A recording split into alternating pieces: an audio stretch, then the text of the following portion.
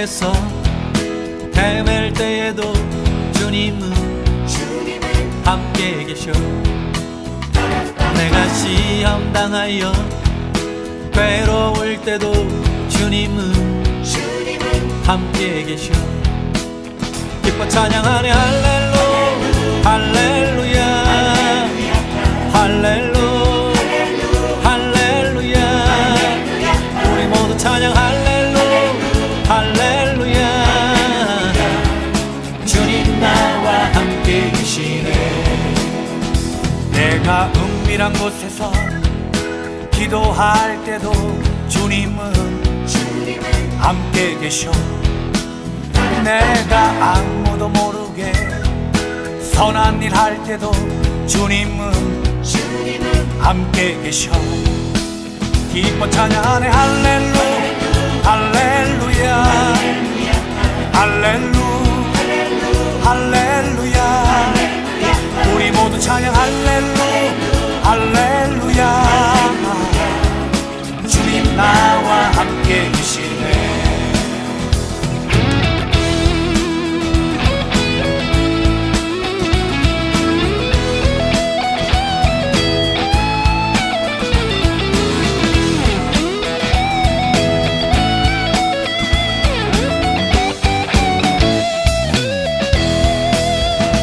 힘이 없고 연약한 사람들에게 주님은 함께 계셔.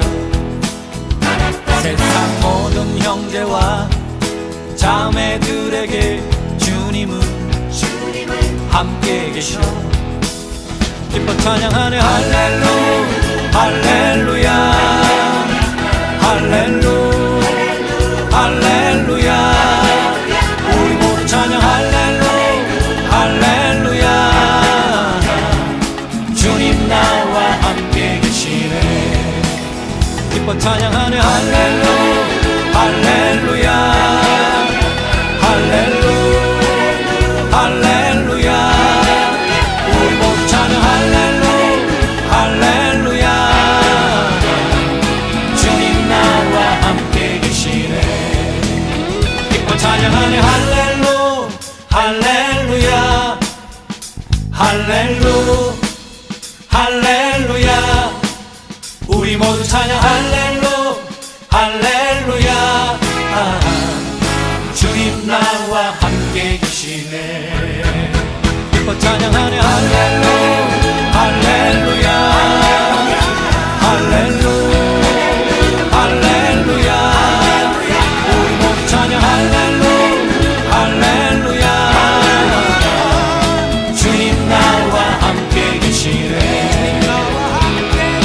주님 나와 함께 계시네. 주님 나와 함께 계시네.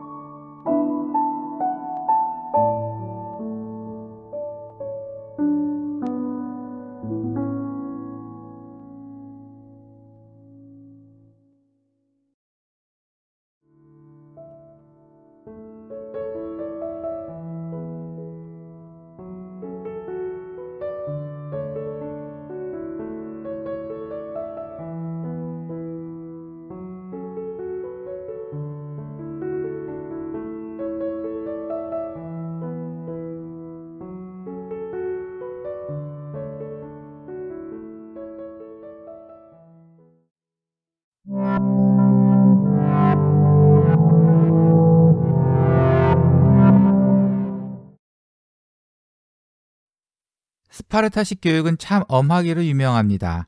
그 중에 있었던 일화입니다. 짧은 검을 지급받은 한 청년이 지휘관에게 제가 가진 것은 매우 짧아 전투에서 불리합니다 라고 말했습니다. 그러자 지휘관은 전사의 어깨를 잡고 힘주며 격려하며 이렇게 말했습니다. 검이 짧다면 한 발짝 더 빨리 적진 속으로 들어가라. 문제는 검이 아니라 한 발짝 더 앞서는 정신이 있느냐 없느냐 하는 것이다. 우리의 인생에 있어서 하나님이 주신 무기는 무엇일까요? 그 무기가 마음에 드시나요? 그와 더불어 우리에게 필요한 강인한 정신력이 있으신가요? 오늘의 말씀을 통해 하나님께서 주신 강인한 정신을 갖게 되기를 소원합니다. 함께 기도하겠습니다. 하나님, 오늘의 말씀을 통해 그동안 나약했던 강한 정신력이 살아나기를 소원합니다. 오늘의 예배를 축복해 주시옵소서. 예수님의 이름으로 기원합니다. 아멘.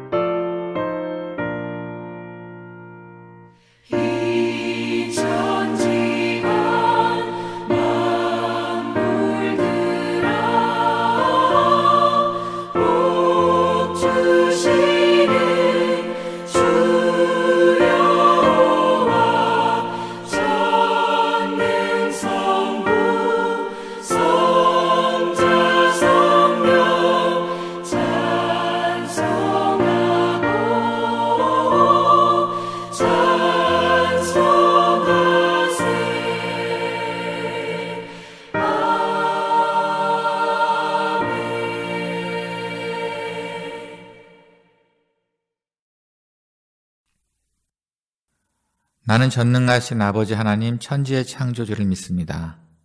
나는 그의 유일하신 아들 우리 주 예수 그리스도를 믿습니다.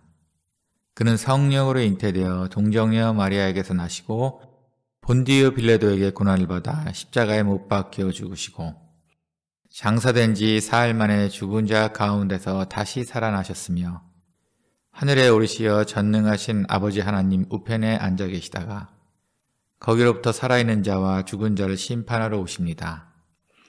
나는 성령을 믿으며 거룩한 공교회와 성도의 교제와 죄를 용서받는 것과 몸의 부활과 영생을 믿습니다. 아멘.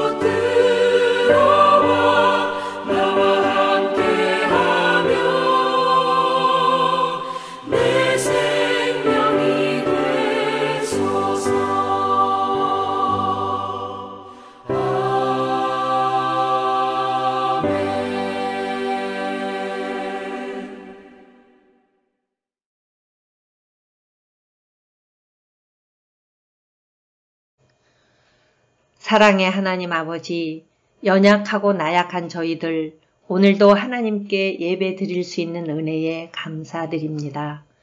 이 시간 우리 성도들과 함께하여 주시고 이 예배가 하나님 기뻐 받으시는 예배가 되길 소원합니다.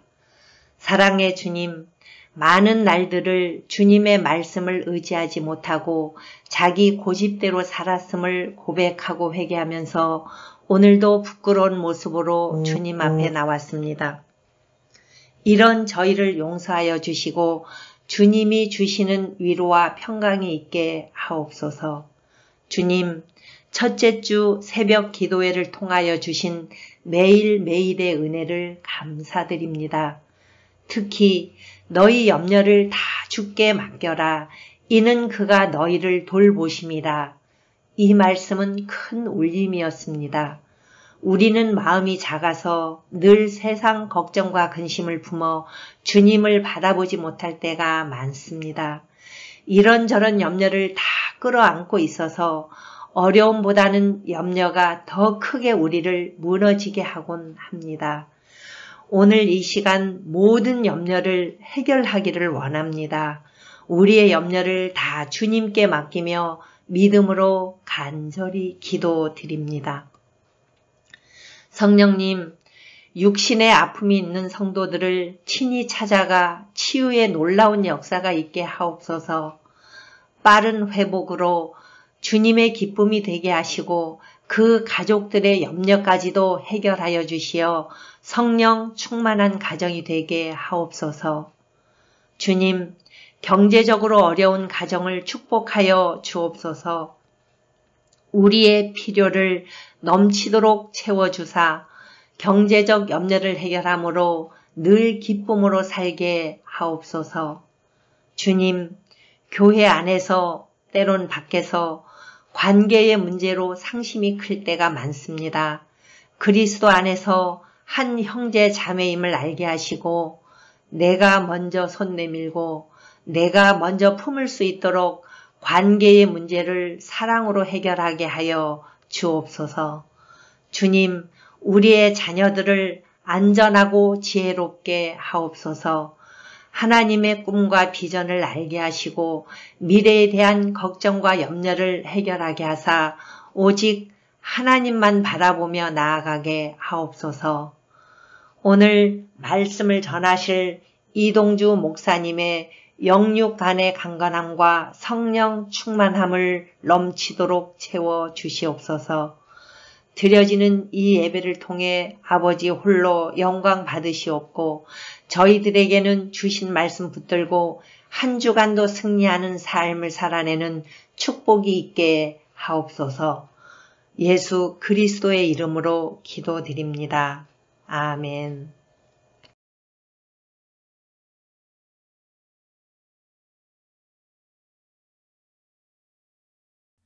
야곱아, 어찌하여 내가 말하며 이스라엘아, 내가 이르기를 내 길은 여호와께서 숨겨졌으며 내 송사는 내 하나님께서 벗어난다 하느냐. 너는 알지 못하였느냐, 듣지 못하였느냐. 영원하신 하나님 여호와 땅끝까지 창조하신 이는 피곤하지 않으시며 곤비하지 않으시며 명철이 한이 없으시며 피곤한 자에게는 능력을 주시며 무능한 자에게는 힘을 더하시나니 소년이라도 피곤하며 곤비하며 장정이라도 넘어지며 쓰러지되 오직 여호와를 앙망하는 자는 새 힘을 얻으리니 독수리가 날개치며 올라감 같을 것이요 다른 박쥐라해도 곤비하지 아니하겠고 걸어가도 피곤하지 아니하리로다.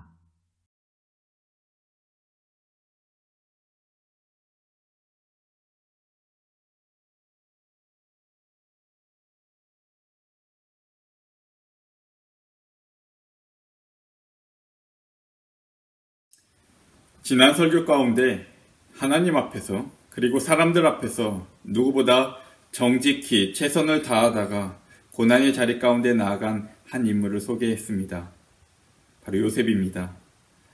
보디발 장군의 아내의 유혹 앞에 내 어찌 여호와 앞에 범죄하리오 하며 뿌리치다가 억울하게 감옥에 가게 되었습니다. 성경에는 이렇게 누구보다 하나님 앞에 열심을 다했지만 그 결과가 안 좋았던 인물들을 여러 보게 됩니다. 또 누가 있을까요? 이 고난의 대명사인 욥이 있습니다.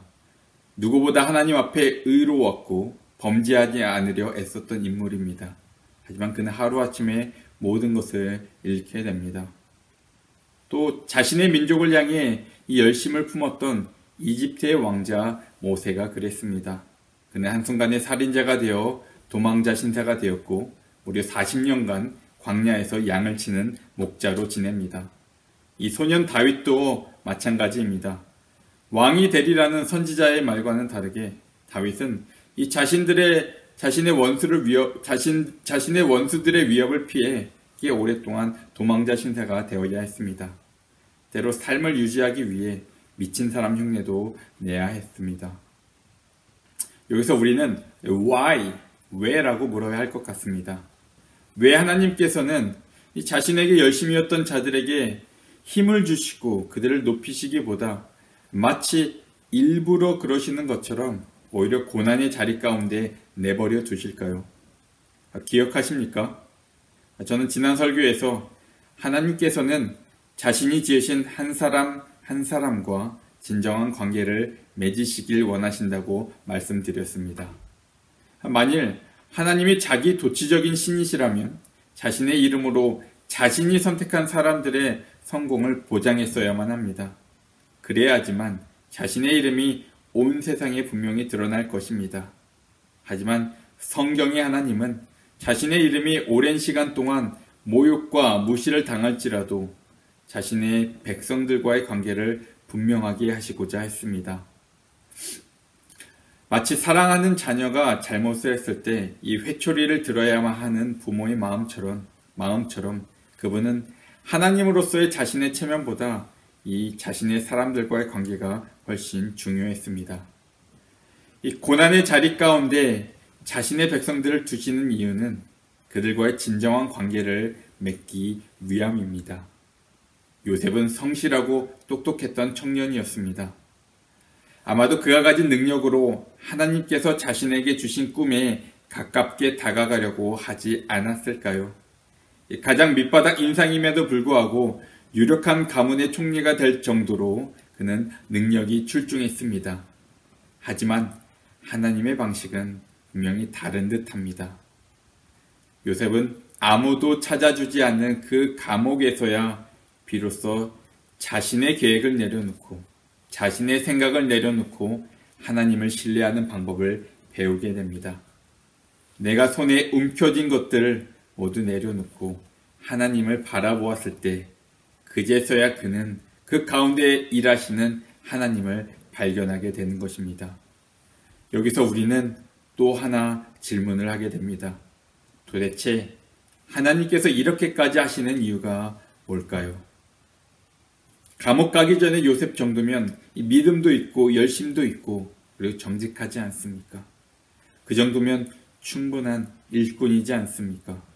다윗은 어떻습니까?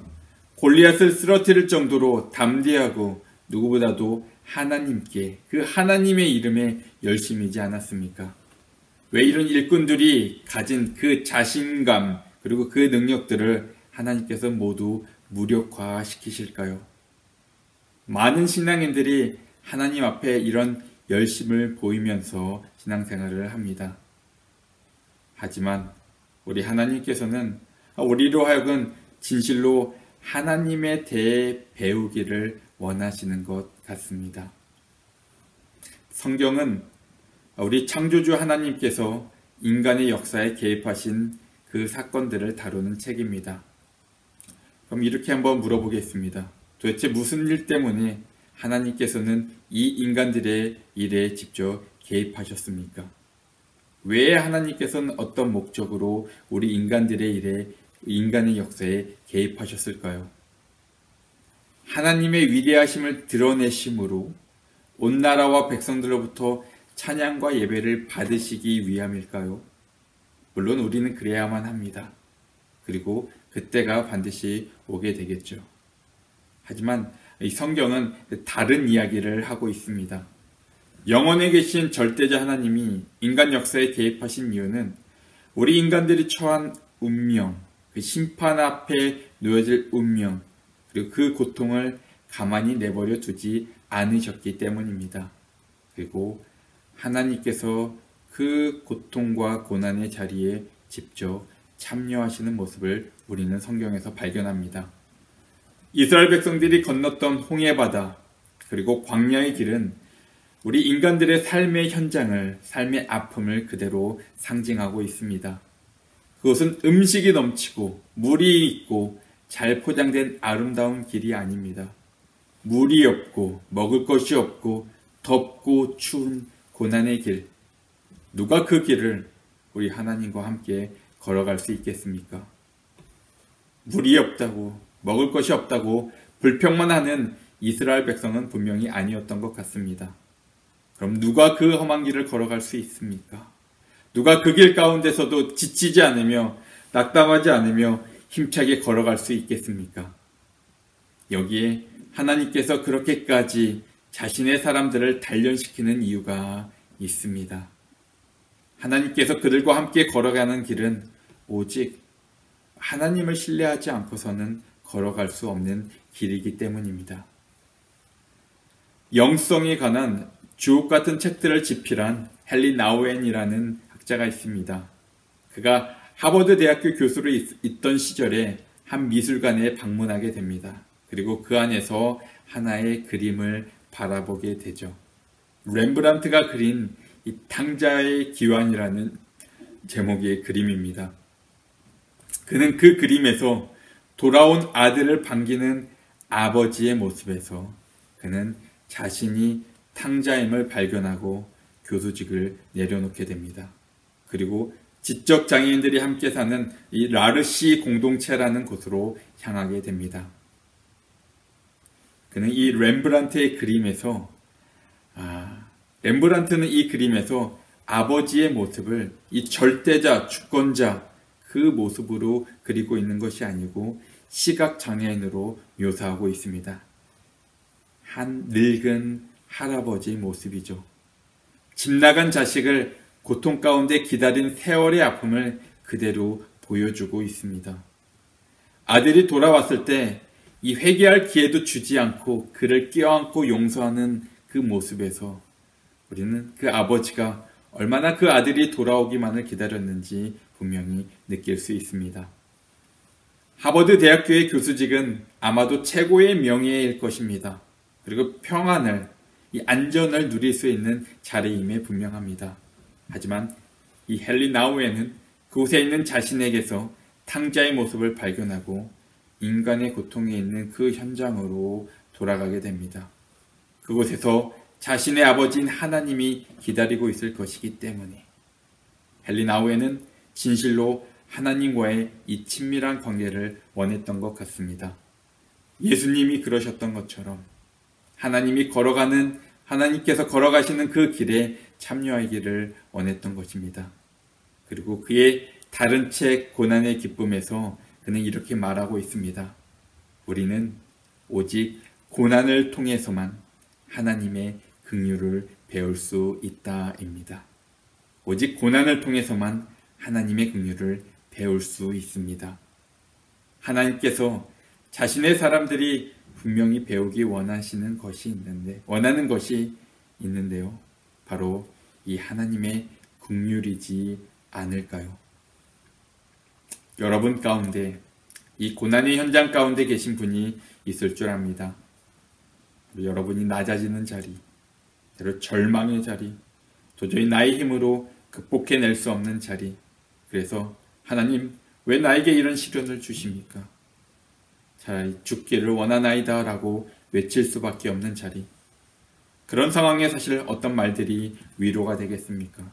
그리고 이 세상 그 누가 위로가 될 수 있겠습니까?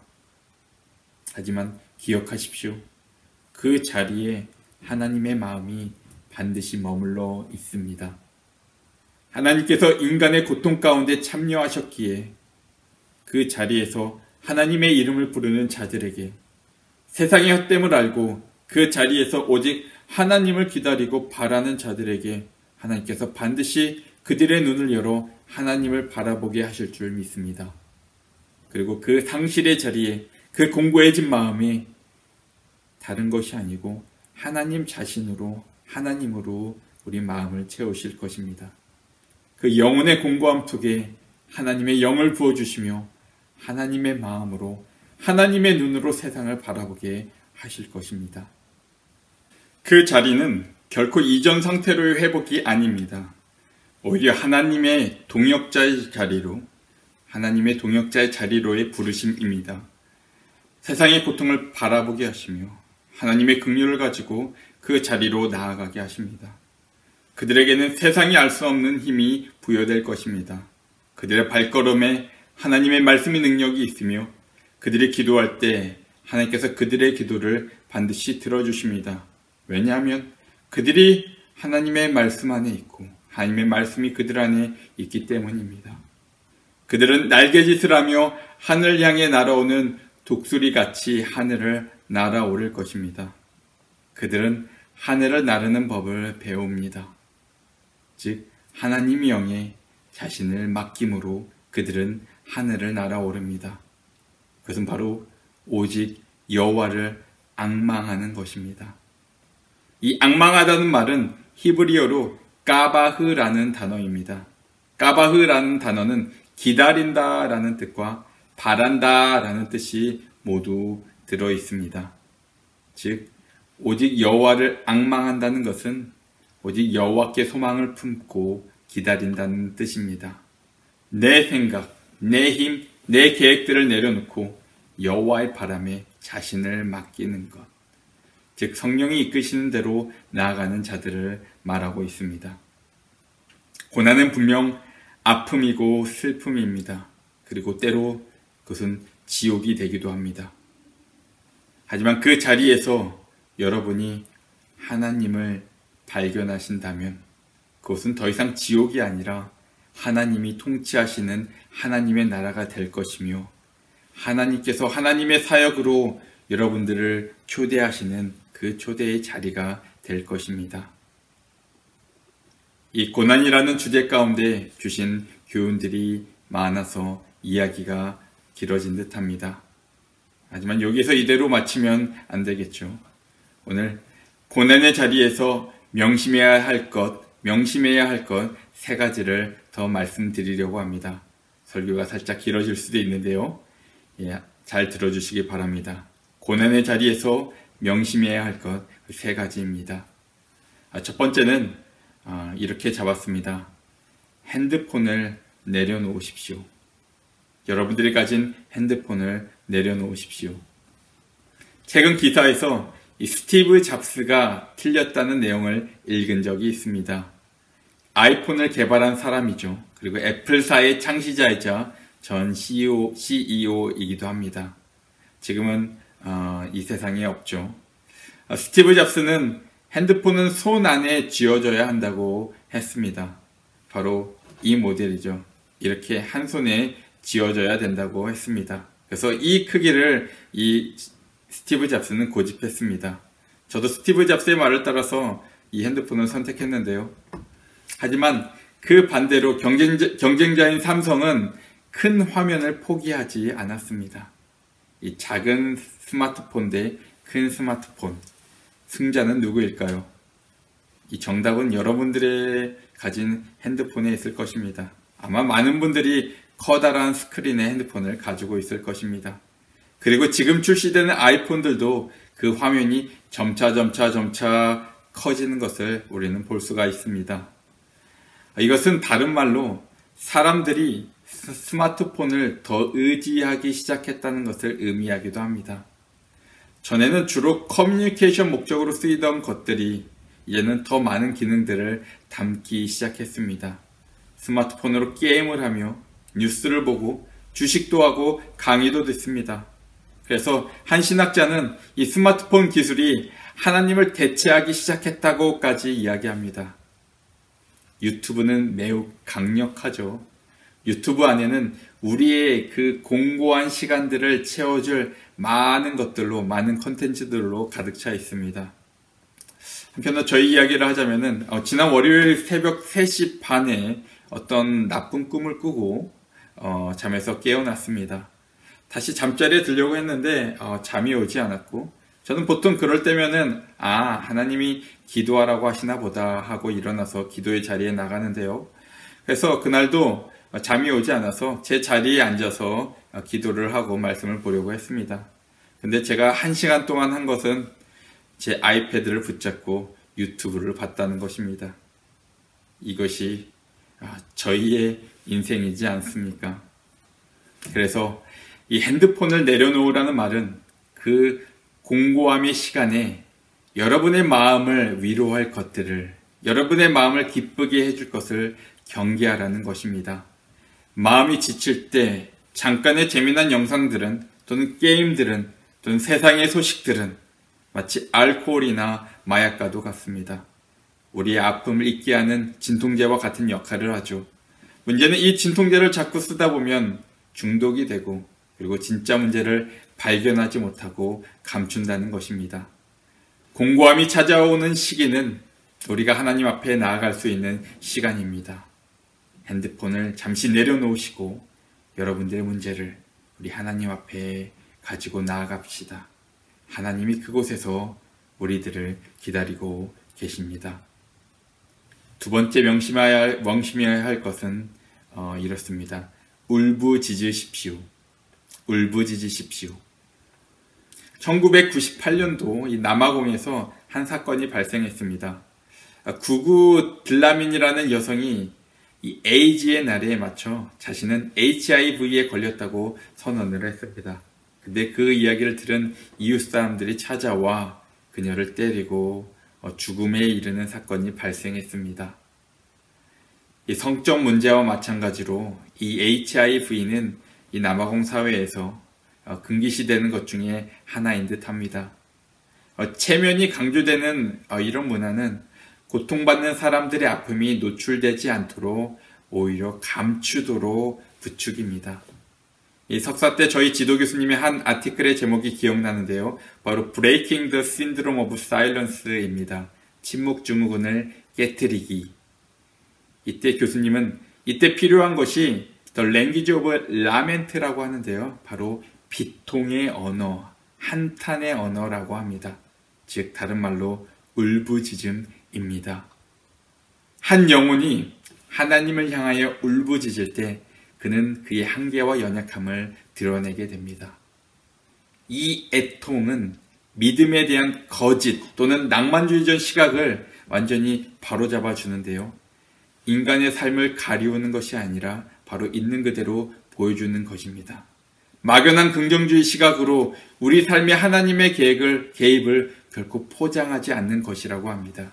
즉 다시 말하자면 울음은 우리의 가장 인간적인 것을 의미한다고 합니다.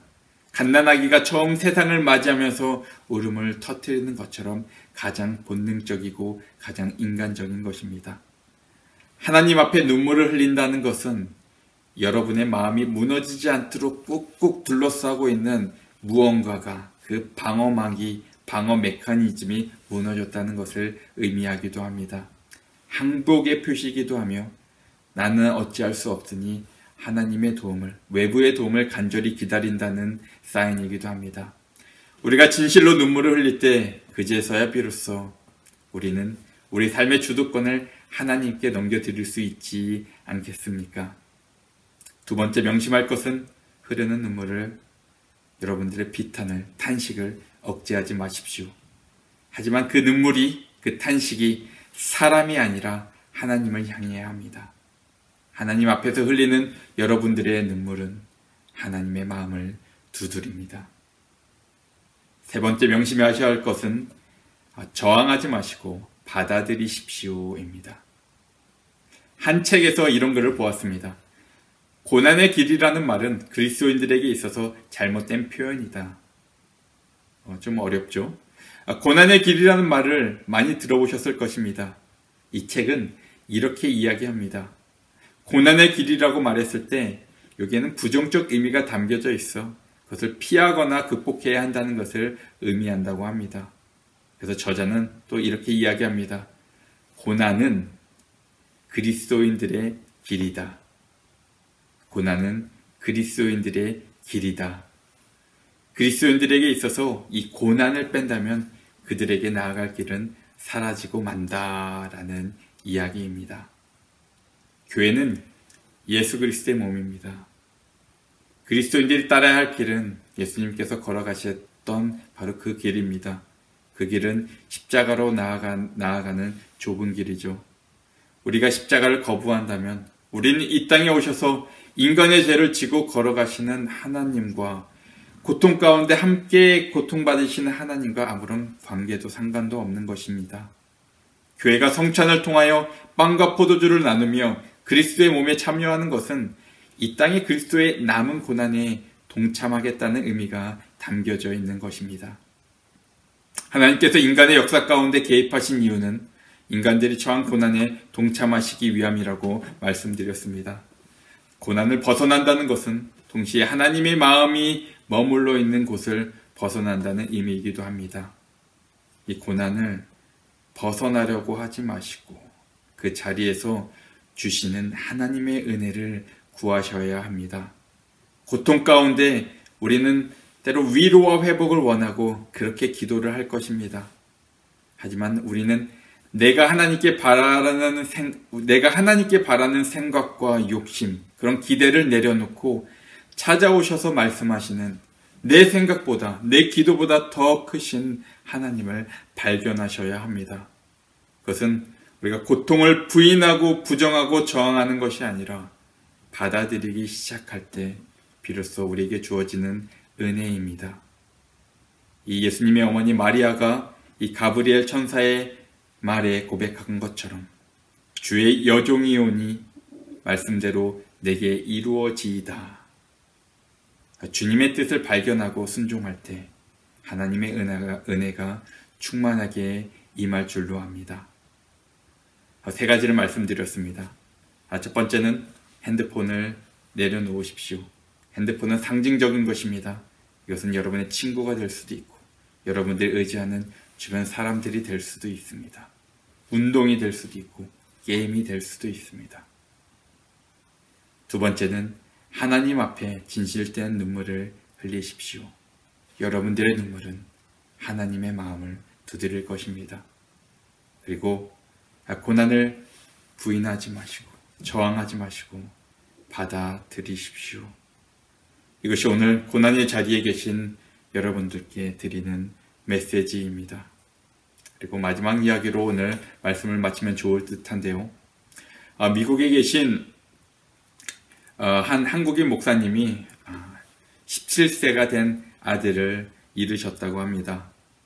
자식을 잃는 슬픔의 그 깊이를 과연 누가 헤아릴 수 있겠습니까?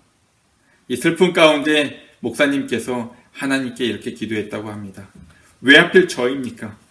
온전하지는 않을지라도 지금까지 하나님의 뜻에 순종하려고 애쓰지 않았습니까? 근데 왜 하필 저입니까? 그때 그 목사님께서 이런 응답을 받으셨다고 합니다. 왜 너는 안 되느냐? 왜 너는 안 되느냐? 성경에 보면 고난 가운데 있는 사람들에게 응답하시는 하나님은 때로 엉뚱하시기도 합니다. 우리가 바라는 것은 사실 위로의 말입니다. 아이고 힘들었겠구나. 많이 아팠지. 걱정하지 마. 이제부터 내가 너를 회복시켜 줄게. 아마 이게 우리가 하나님으로부터 듣기 원하는 응답일 것 같습니다. 하지만 하나님의 응답은 그렇지 않습니다. 왜 너는 안 되느냐? 욥에게는 이렇게 말씀하셨습니다.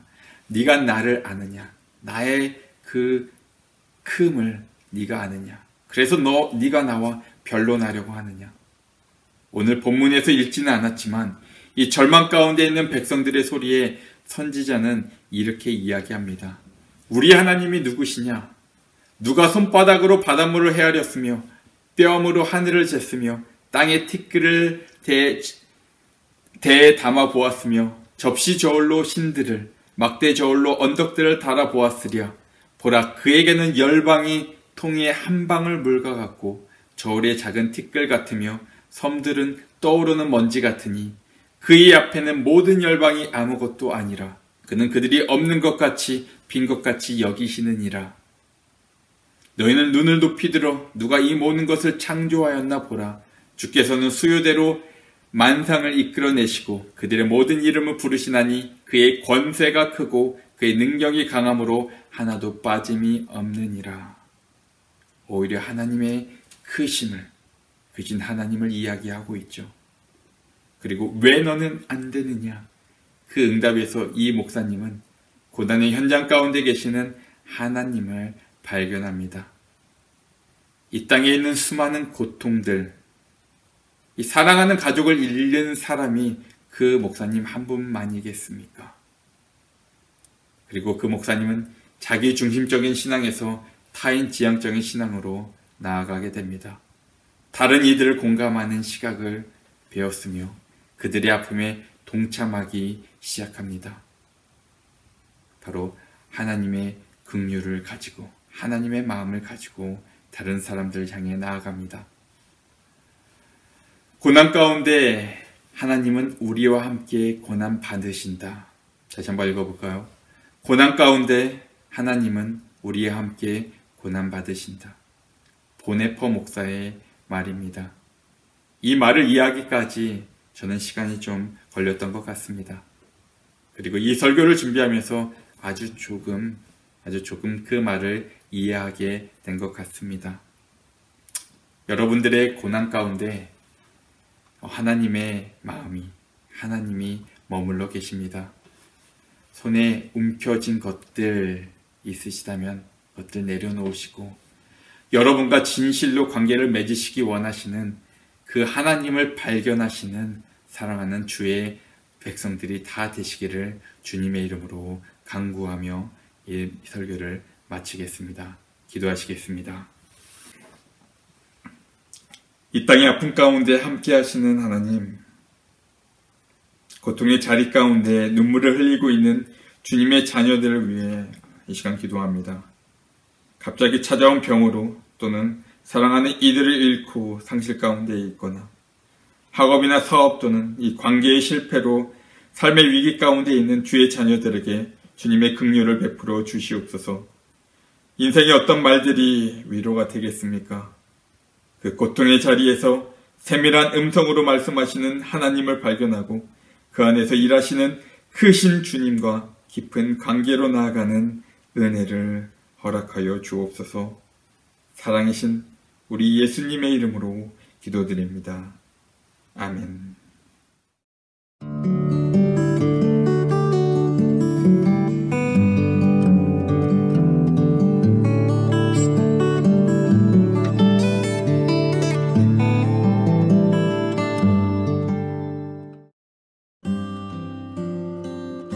교회 소식입니다. 남아공 코로나 백신이 12세에서 17세로 확대됩니다. 다음 주 수요일 20일부터 화이자를 접종할 것이라 발표했습니다. 해당되는 청소년들은 접종하시기를 바랍니다. 다음 주 기도 조미화 집사. 이번 한 주도 말씀과 함께 사는 한 주 되시기를 소원합니다.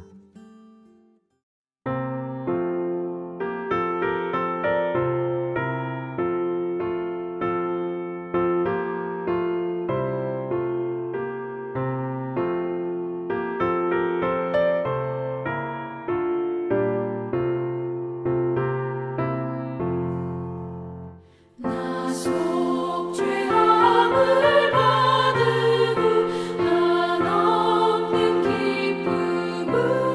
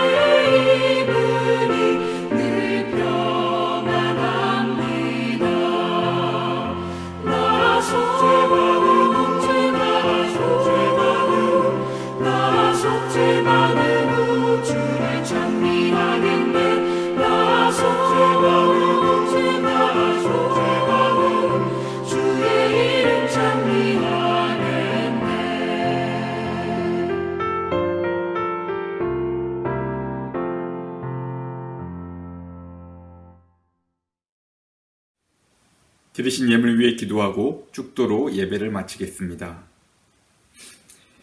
존귀하신 하나님 아버지, 주님께서 저에게 맡기신 것들의 일부를 주님 앞에 드립니다. 저의 마음이 세상의 재물이 아니라 하늘에 있게 하시며 오직 주의 은혜로 날마다 살아가는 주의 백성들 되게 하여 주옵소서. 이 예물이 쓰이는 곳마다 주의 은혜와 주의 사랑이 넘치게 하옵시며 주님의 사랑하시는 은총교회가 날마다 주의 사랑으로 하나 되게 하여 주옵소서. 지금은 우리 주 예수 그리스도의 은혜와 하나님 아버지의 그 크신 사랑과 성령의 교통하심이 아픔과 탄식의 자리에서 하나님을 진실로 만나며 고난의 길을 하나님과 함께 걸어가기를 소망하는 주의 사랑하는 백성들 머리 위에, 그리고 이 시간 온라인으로 함께 예배에 참여하는 주의 성도들 머리 위에 지금부터 영원토록 함께 있을지어다. 아멘.